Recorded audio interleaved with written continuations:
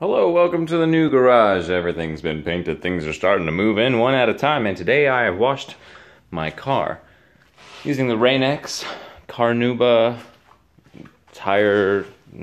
just soap in general, wash and wax. That one there. I'm able to get a little bit of shine out of this car, but overall, it still feels like it could use a good wax. So that's what we're gonna do today. You know, it's funny working at a place that sells wash and wax products. I really find myself inspired to try every product out there. So just to give you an idea of how much reflection there is now, you can see the garage door. And we'll kind of compare that once we finish waxing. A couple of different things I'm going to do. I have a lot of swirl marks on here. You can't really see. I mean, there's a hazy spot there. That's one thing to look out for. There's another hazy spot there. Lots of years of old towels being used to dry this thing have left it in bad shape. Now I can see the swirl marks and the scratch marks here. I doubt you can on camera, but you just gotta take my word for it. They are there. Alright, so first product we've got on the list, Mcguire's Mirror Glaze Medium Cut Cleaner. That's gonna be for medium defects like swirls, water spots,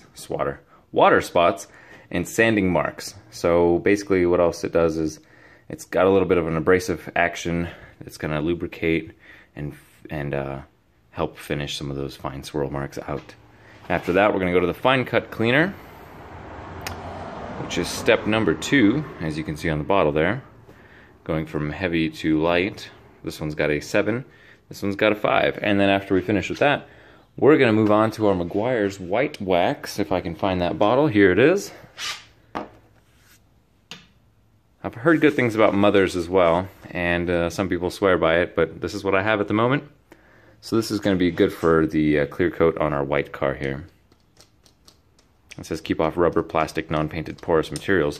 I do want to wax the windshield. I like to keep it slick. Alright, and after we finish with all that, we're going to take care of our excess wax with one of my favorite cleaners out there, the 303 Aerospace Protectant. It's a pricey little guy. It's around 12-15 bucks a bottle. And that's going to take care of the plastics that got wax on them. It's going to offer UV protection. I like to use it on the inside as well. And that is my wash and wax assortment there. I've also got a fancy Mother's product that I'm going to be using on the bumpers. That's a Back to Black. And I have sampled it recently. Let's see if we can compare. I use a little bit of Back to Black on the corner here next to my Bernie sticker. And yeah, it needs a proper wash, of course, all the way through. But it does look real shiny, real slick. That's about a week old. Here on the left side, we have the Mcguire's Trim Restore, which is slightly less shiny, but still equally good. Mother's has better reviews, so that's what I stuck with. Cool, wash and wax time. All right, it's wax time, let's get to it. Okay, all the waxes are on there. Did the two, the medium cut, the fine cut. Looks nice. There's still a couple of those spots where the scuff marks are showing. Yeah, maybe it just ate through the clear coat too much. You can see it right there in the middle. And right there as well. Might take a little more work to get those guys out. Otherwise, very, very shiny. Very nice. Still got to take off some of the old double-sided tape and a little bit of a glue or epoxy on the other side there. Otherwise, pretty good for maintenance. And one look from the back quickly. I'm going to use the bumper restore, haven't done that yet.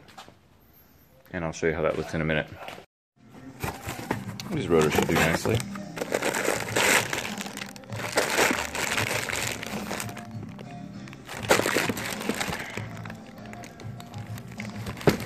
Tiny guys.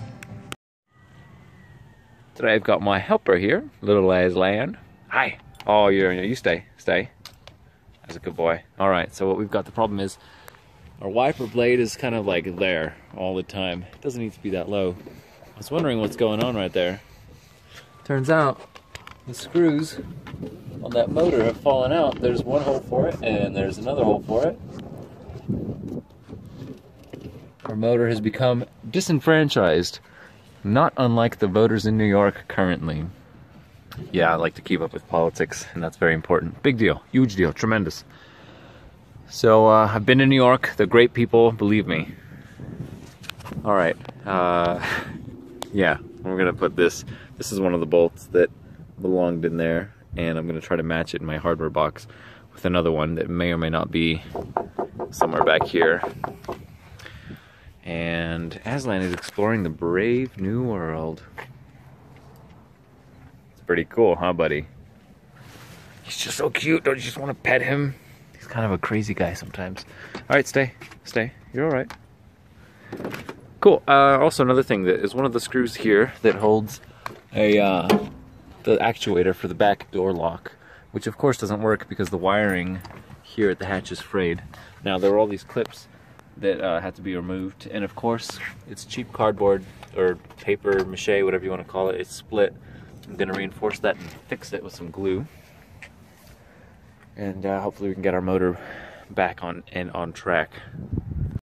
Now, it's a little difficult to see on the video here, but to get access to that lower hole, what I had to do was turn the key on and activate the rear wiper just for a half a second and then shut it off right away, so that way it doesn't retract fully, and that moves the arm down there, you know where that nut is, and that moved it out of the way so I could wiggle my fingers in there and get this other one in. And sure enough, this little piece of hardware was hiding on the other side of this panel up there in the corner. So good thing we didn't lose any of that. However, we did lose this guy, so I'll have to replace it.